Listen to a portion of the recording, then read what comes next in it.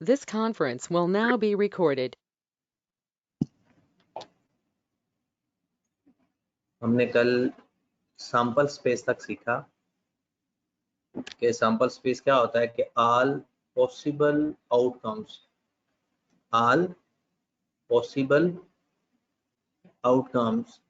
का सेट जो होता है उसको हम सैंपल स्पेस कहते हैं। ठीक है, और हमने कुछ सैंपल स्पेस बनाने सीखे भी सही, जिस तरह डाइस का था, जिस तरह कॉइन्स का था। आज हमने बहुत ही थोड़ा सा पढ़ना है थ्योरेटिकली पोर्शन, फिर उसकी जो एप्लीकेशन होगी वो बार बार पढ़ते रहेंगे।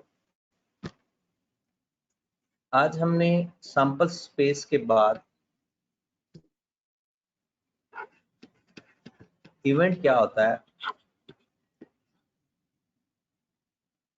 इवेंट वैसे अगर इसके बारे में बताया जाए तो इवेंट होता है समथिंग अकरेंस। इवेंट क्या होता है? समथिंग अकर। और अगर प्रोबेबिलिटी में बताया जाए तो जिसकी हमने प्रोबेबिलिटी फाइंड करनी है उसे इवेंट कहा जाता है। और प्रोबेबिलिटी फाइंड कहाँ से की जाती है? सैंपल स्पेस में से ही, क्योंकि sample space all possible outcomes है। उन पॉसिबल आउटकम्स में से जो हमने प्रोबेबिलिटी फाइंड करनी होती है उसे इवेंट कहा जाता है। तो इवेंट फिर क्या हुआ? A subset of sample space, a subset of sample space. Sample space का कोई भी, आप उस सैंपल स्पेस में से कोई भी चीज ले लें उसे हम इवेंट कहते हैं। उसके बाद होता है simple event.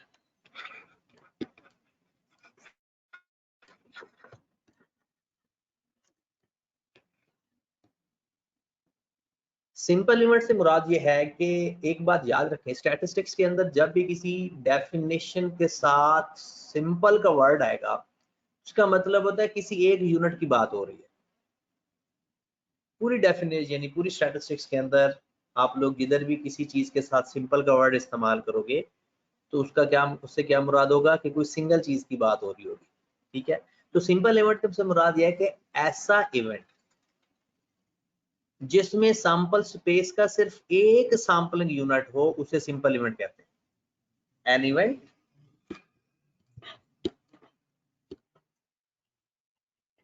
having only one sampling unit of sample space।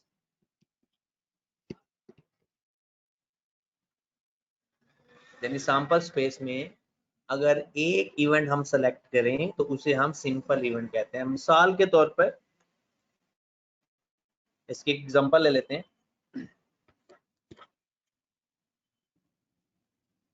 How many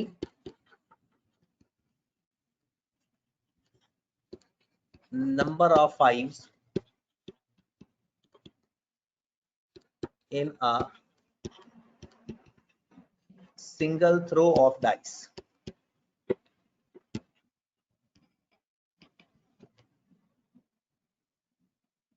कितने नंबर ऑफ फाइव्स हैं अगर हम एक डाइस को एक दफा रोल करें। जैसे कि अगर हम देखें सैंपल स्पेस एक डाइस का क्या होता है? 1 2 3 4 5 6 और इसमें जो इवेंट होगा वो होगा 5। कितनी दफा 5 है? सिर्फ एक दफा, तो इसे हम कहेंगे simple event, right. Suppose that एक और एग्जांपल मैं आपको बताता हूं।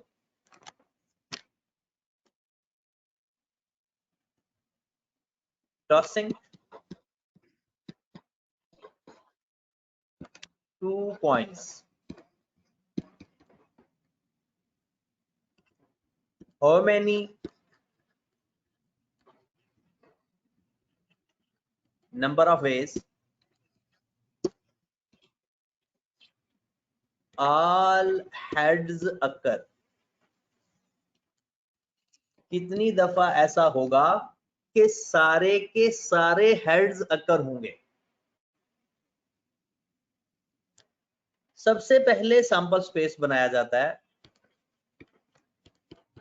2 कॉइन्स होंगे तो सैंपल स्पेस हमारा 4 बनेगा। कल ये सीखा था। तो सैंपल स्पेस क्या आएगा इसमें? Head head, head tail, tail head, tail tail. अब हमारा इवेंट क्या है? हमारा लेवल ऑफ इंटरेस्ट क्या है? How many number of ways all heads occur. कितनी दफा ऐसा हुआ है कि ऑल हेड्स अकर हुए हैं, वो हमारा इवेंट है। एक दफा है। ये इवेंट एक है जो दोनों हेड आ रहे हैं। टोटल 4 इवेंट अकर हुए हैं। उनमें से जिसके बारे में हमने प्रोबेबिलिटी फाइंड करनी होती है वो हमारा इवेंट कहलाएगा। ओके होगी बात? उसके बाद नेक्स्ट डेफिनेशन से ये मजीद क्लियर होगा आपका। That is compound event.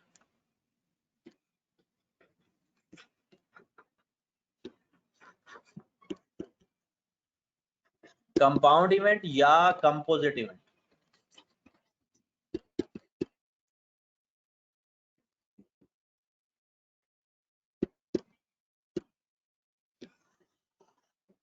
Compound event या कंपोजिट इवेंट। ऐसा इवेंट, कंपाउंड या कंपोजिट इवेंट, ऐसा इवेंट जिसमें एक से ज्यादा सैंपलिंग यूनिट्स हों। यानी an event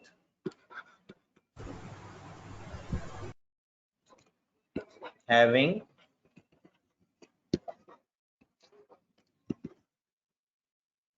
more than one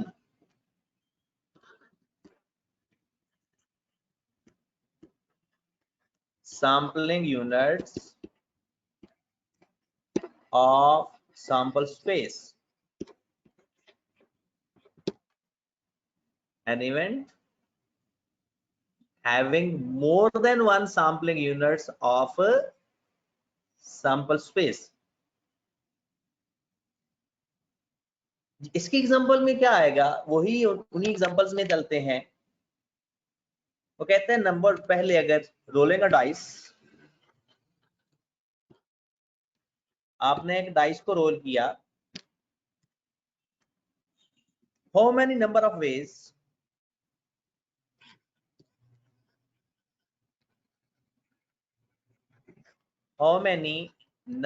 veg even number occur?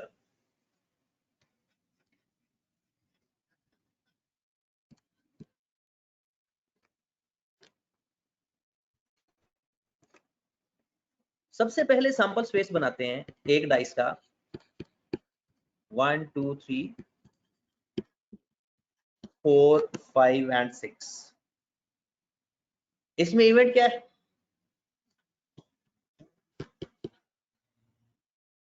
इस सैंपल स्पेस में हमारा इवेंट क्या है? इवन नंबर 2 भी है, इवन नंबर 4 भी है और 6 भी है। तो मेरे भाई 2 4 and 6 more than one sampling units हैं। जब भी more than one sampling units हो सैंपल स्पेस के अंदर, सैंपल स्पेस से जो हमने टेक ओवर किया है वो हमारा कंपोजिट या कंपाउंड इवेंट होगा। और अगर एक सिंगल इवेंट होगा, एक सिंगल यूनिट होगा, हम उसे कहेंगे सिंपल इवेंट। ये बात क्लियर होगी? उसके बाद नेक्स्ट है इम्पॉसिबल इवेंट।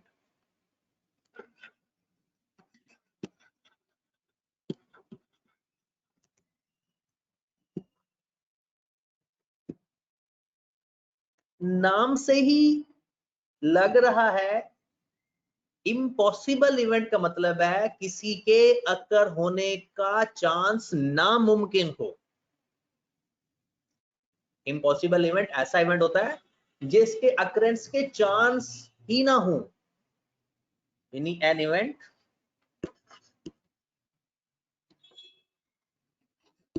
हैविंग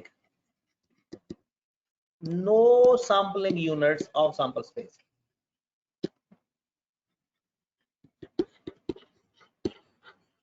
यानी वो सैंपल स्पेस के अंदर इवेंट ही नहीं होना चाहिए, वो यूनिट ही नहीं होना चाहिए। एग्जांपल, आपने एक डाइस को रोल किया एक दफा और 7 आ जाए, इम्पॉसिबल है। क्यों? क्योंकि उसके ऊपर 7 का नंबर ही नहीं होता, राइट। इम्पॉसिबल इवेंट का होता है कि जो अकरेंस है, हमारा इवेंट है, वो हो ही नहीं सकता। अगर वैसे प्रैक्टिकल एग्जांपल ले ली जाए तो इम्पॉसिबल इवेंट में अगर हमारा कोई शेख भाई दोस्त है तो उससे कोई पार्टी ले ले, क्या इसके अकरेंस के चांसेस हैं? इम्पॉसिबल इवेंट है ये।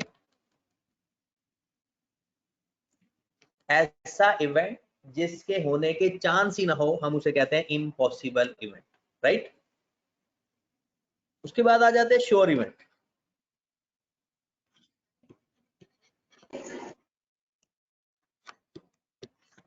इसका मतलब है कि जो आपने कहा वो होना ही होना है, जो आपने कहा वो होना ही होना है, वो अक्कर लाजमी होगा। ये कब पॉसिबल है कि आप जो कहेंगे वो होगा? ये कब पॉसिबल? जब आप पूरा सैंपल स्पेस इवेंट के तौर पर ले लो, यानी an event having all sampling units of sample space. An event, क्योंकि वो सब उनमें से ना कुछ तो अगर हो ही जाएगा ना। An event having all possible sampling units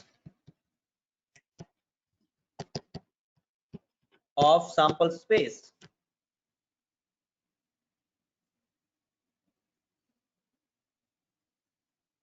An event having all possible sampling units of sample space. इसका क्या मतलब होगा? जैसे आपने एक डाइस को रोल किया। अच्छा, कुछ बच्चे कह रहे हैं कि लेक्चर को मैं पीछे कर दूं, मैं ये रिकॉर्डिंग आपको मिल जाएगी, आप तसल्ली से बैठ के सुन लीजिएगा। आज हमने बहुत ही थोड़ा सा ये सिर्फ इवेंट की डेफिनेशन सीखनी है, जो कि पेपर पॉइंट ऑफ व्यू से भी इम्पोर्टेंट है और वैसे भी आपके लिए ये बेहतरीन चीजें हैं। श्योर इवेंट में क्या मुराद है कि अगर मैं कहता हूं आप एक डाइस को रोल करें, मैं बताता हूं क्या आएगा, आप कहते हैं जी बताओ, मैं कहता हूं जी 1 से लेकर 6 के दरमियान कोई नंबर आएगा। जी जनाब, श्योर इवेंट होगा या नहीं? अगर मैं पूरा सैंपल स्पेस ही बता दूं कि जनाब इनमें से कुछ अक्कर होगा, तो तो श्योर इवेंट हो जाएगा। मैं कहता हूं आज बारिश होगी या नहीं होगी, आज बारिश होगी या नहीं होगी, लो जनाब देख लो, ऐसा ही होना है जो मैंने कहा है, श्योर इवेंट है। क्योंकि बारिश होना या ना होना ये एक पूरा सैंपल स्पेस है और मैंने पूरा सैंपल स्पेस ही बता दिया। होगी तो भी मैं जीता, ना हुई तो भी मैं जीता। एक और मैं आपको इंटरेस्टिंग बात बताता हूं, आप एग्जाम देने जाओ, मैं कहता हूं या आप फेल होंगे या पास होंगे, ये भी श्योर इवेंट है। तो श्योर इवेंट से मुराद ये है कि जब हम पूरा सैंपल स्पेस ही एज एन इवेंट के तौर पे बता दें तो वो श्योर इवेंट हो जाए। इम्पॉसिबल इवेंट कि किसी चीज के अकरेंस का कोई चांस नहीं, श्योर इवेंट 100% चांस है। आपने क्योंकि प्रोबेबिलिटी के बारे में थोड़ी सी होनो है आपके पास, इसलिए मैं आपको बता देता हूं, जो इम्पॉसिबल इवेंट है उसकी प्रोबेबिलिटी हमेशा 0 आती है। अगर हमारे पास एक सवाल आ जाता है कि प्रोबेबिलिटी बताओ कि इम्पॉसिबल इवेंट की प्रोबेबिलिटी क्या होगी, 0, और श्योर इवेंट की प्रोबेबिलिटी हमेशा 1 होती है। और दूसरी बात याद रखें कि जो प्रोबेबिलिटी मिनिमम से मिनिमम जो हो सकती है ना, वो 0 हो सकती है, प्रोबेबिलिटी नेगेटिव कभी नहीं हो सकती, ये हमें पता है। और जो एक्सट्रीम मैक्सिमम लेवल पे प्रोबेबिलिटी हो सकती है ना, वो 1 है। तो प्रोबेबिलिटी 0 और 1 के दरमियान में हमेशा रहेगी। अगर 100% श्योरिटी है, प्रोबेबिलिटी श्योरिटी में कन्वर्ट हो गई, क्योंकि प्रोबेबिलिटी चांस को कहते हैं, और चांस अगर कंफर्मेशन में कन्वर्ट हो जाएगा तो उसकी प्रोबेबिलिटी 1 हो जाती है, और अगर नो चांस की बात करें तो उसकी प्रोबेबिलिटी 0 हो जाती है, और इसके दरमियान जो वेरी करता है चांस, वो सही प्रोबेबिलिटी होती है। श्योर इवेंट के बाद जनाब नेक्स्ट आ जाता है हमारे पास इक्वली लाइकली इवेंट्स।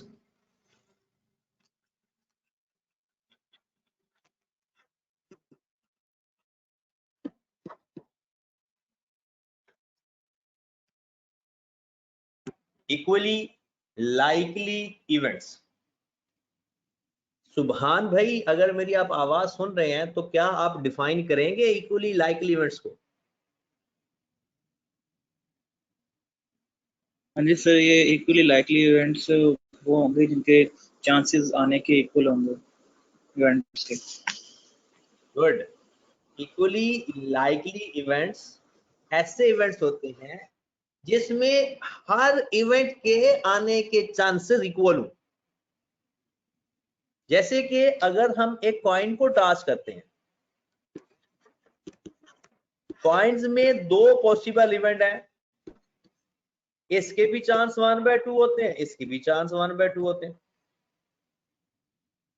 अगर आप एक डाइस को रोल करते हैं, उसमें टोटल इवेंट कितने होते हैं? 1 2 3 4 5 एंड 6। इन सब के चांसेस क्या हुए? 1/6। तो इक्वली लाइकली इवेंट्स वो इवेंट्स होते हैं जिसमें हर इवेंट के चांसेस इक्वल हो। तो ये भी इक्वली लाइकली इवेंट्स है, ये भी। हाँ, अगर हमारे पास एक बैग है, उसमें कुछ रेड बॉल्स हैं, कुछ ब्लैक बॉल्स हैं, 7 और 8, तो ये इक्वली लाइकली इवेंट्स नहीं होगा, क्योंकि इसके हैं 7/15 चांस और इसके हैं 8/15, राइट? तो इक्वली लाइकली इवेंट्स में वो इवेंट्स होते हैं जिसमें तमाम इवेंट्स के तमाम सैंपलिंग यूनिट्स के अकरेंस के चांसेस बराबर होते हैं, और जिसमें बराबर नहीं होंगे वो इक्वली लाइकली इवेंट्स नहीं कहलाएंगे। और इक्वली लाइकली इवेंट्स की तमाम इवेंट्स की प्रोबेबिलिटी बराबर होती है। कुछ लोग कहते हैं 1/2 होती है, नहीं, 1/2 तब होती है जब 2 इवेंट होंगे। अगर 3 इवेंट होंगे तो फिर 1/3 1/3 1/3 होगी। 4 होंगे तो 1/4 1/4 1/4 1/4 होगा। तो जितने सैंपलिंग यूनिट्स होंगे प्रोबेबिलिटी 1/that यूनिट्स होगा। अक्सर पेपर में सवाल आ जाता है कि जनाब इक्वली लाइकली इवेंट्स की प्रोबेबिलिटी 1 होती है, 0.5 होती है। ऐसा कुछ नहीं है, बराबर होती है। ये है 3 इवेंट्स हैं तो सबकी प्रोबेबिलिटी 1/3 1/3 1/3 होगी। तो इक्वली लाइकली इवेंट्स की अगर आपने डेफिनेशन लिखना चाहते हो तो लिख लो, events are said to be equally likely events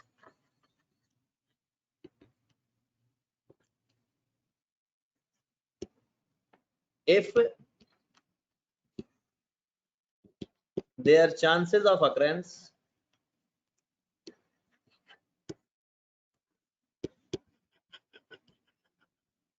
are equal. Events are said to be equally likely events if their chances of occurrence, क्योंकि इवेंट की डेफिनेशन में है occurrence, उसके अगर चांसेस ऑफ occurrence सबके बराबर होंगे तो हम उन्हें कहेंगे equally likely events. Got it? चलें नेक्स्ट। उसके बाद है जनाब म्यूचुअली एक्सक्लूसिव इवेंट्स।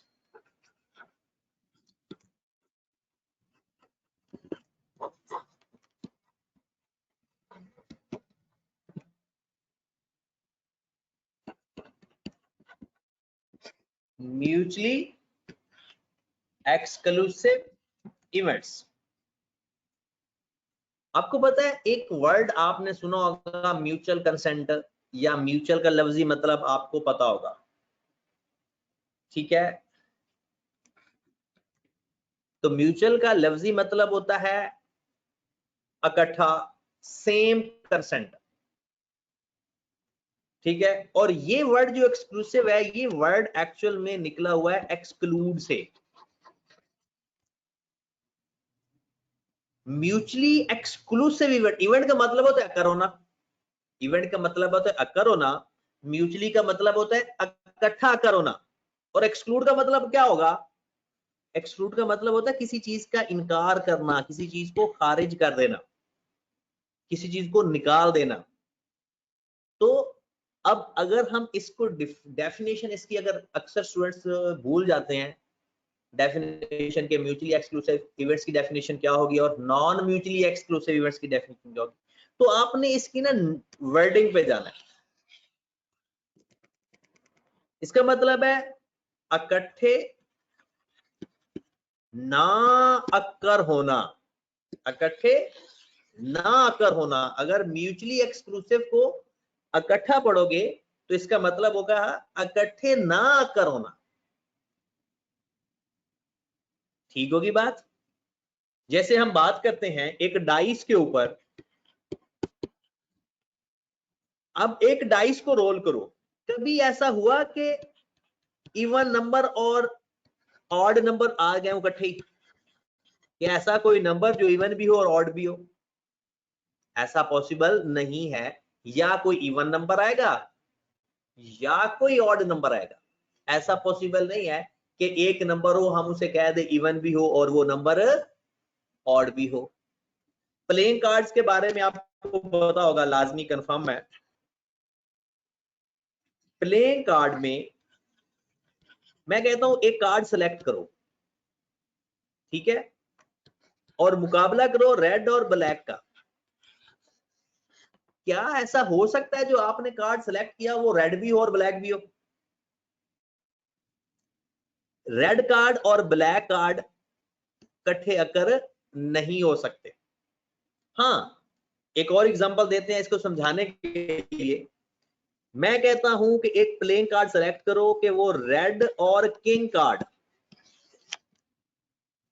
क्या एक ही card at the same time red भी हो और किंग भी हो? इज इट पॉसिबल और नॉट?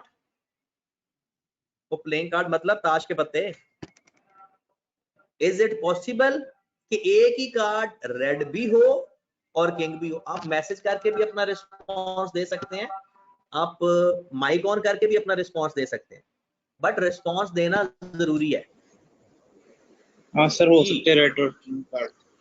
हाँ, सुभान का रिस्पॉन्स आ गया। बाकी लोग जो सोने की कोशिश कर रहे हैं इस टाइम वो जाग जाएं। रेड कार्ड और king card at the same time ये पॉसिबल है। इसका मतलब है ये म्यूचुअली एक्सक्लूसिव इवेंट्स नहीं हो सकते,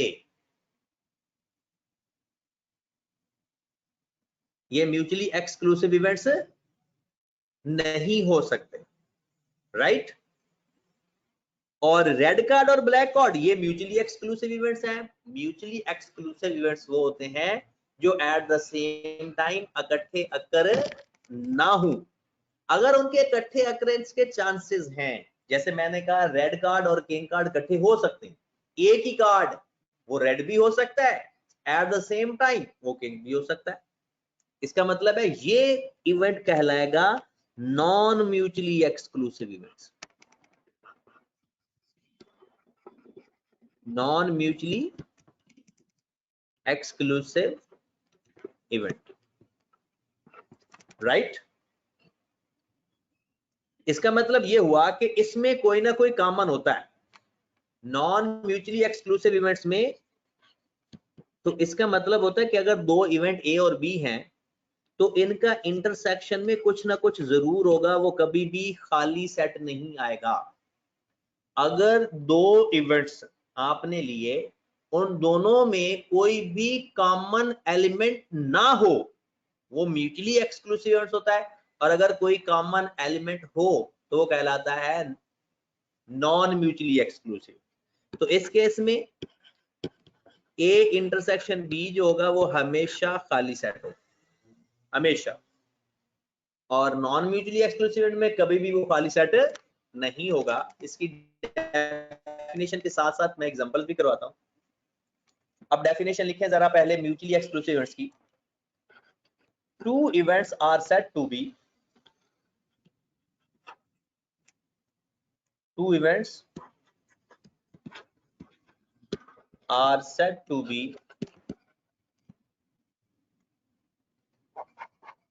mutually exclusive events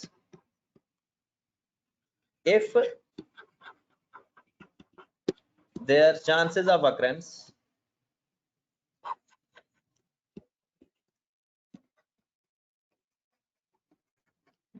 are together। Equal नहीं, इक्वल होगा तो फिर तो वो इक्वली लाइकली इवेंट्स है। Chances of occurrence are together मतलब अकरेंस के चांसेस इकट्ठे हैं। और इसमें अगर दो event A intersection B sorry are not together, mutually exclusive किया ना, are not together, chances of occurrence are not together, और इसका ए इंटरसेक्शन बी हमेशा खाली सेट होगा। एक एग्जांपल करवाता हूं मैं। रोलिंग अ डाइस,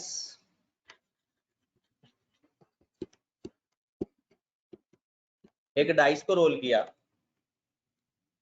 और सैंपल स्पेस हमारे पास होता है जनाब 1 2 3 4 5 6। अब इसमें हमने इवेंट सेलेक्ट करना है। मैं कहता हूं एक इवेंट है इवन नंबर,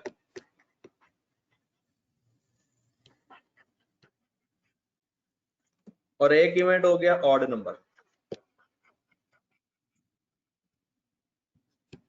इवन नंबर को हम E1 कह देते हैं। इवन नंबर टेक ओवर करो यहां से 2 4 6, इसको हम E2 कह देते हैं 1 3 5। अब देखिए जी हैं तो दोनों सैंपल स्पेस है, क्या इन दोनों में कोई चीज कॉमन है? दोनों दो इवेंट हमने सेलेक्ट किए हैं कि जनाब एक इवेंट हमने कह दिया कि इवन नंबर है, दूसरा हमने इवेंट कह दिया कि ऑड नंबर है। अब इन दोनों का जो इंटरसेक्शन है वो खाली सेट है। मतलब अगर इवन नंबर है तो ऑड वो हो ही नहीं सकता, और ऑड होगा तो वो इवन नहीं हो सकता। क्लियर होगी बात? एक और हम कर लेते हैं, एक और सैंपल स्पेस मैं लेता हूं। Head head, head tail, tail head और टेल टेल। मैं कहता हूं एक इवेंट है ऑल हेड का और एक इवेंट है ऑल टेल का। ठीक है जनाब? तो अगर E1 मेरे पास ऑल हेड है, ऑल हेड एक इवेंट है हेड हेड, और E2 टेल टेल, इनमें कुछ भी कॉमन नहीं है दोनों में। तो ऐसे दो इवेंट जिसमें कोई कॉमन एलिमेंट ना हो या जिनके चांसेस ऑफ अकरेंस इकट्ठे ना हो, हम उसे कहते हैं म्यूचुअली एक्सक्लूसिव इवेंट्स। अब आ जाओ नॉन म्यूचुअली एक्सक्लूसिव इवेंट्स पे। एग्जांपल तो हम पहले ही कर चुके हैं, लेकिन फिर भी non mutually exclusive events definition तो आप लिख चुके हैं। Two events are said to be non-mutually exclusive events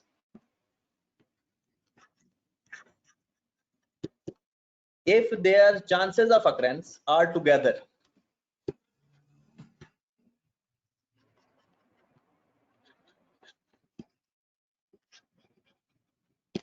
If their chances of occurrence are together. Right. अब मेरे पास जनाब देखें कि अगर मैं वही डाइस की बात करूं कि मेरे पास सैंपल स्पेस है 1 2 3 4 5 6, क्योंकि इवेंट तो अपनी मर्जी का सेलेक्ट करना होता है। इवेंट में आ जाओ, मैं कहता हूं इवन नंबर, एक इवेंट है जनाब इवन नंबर का,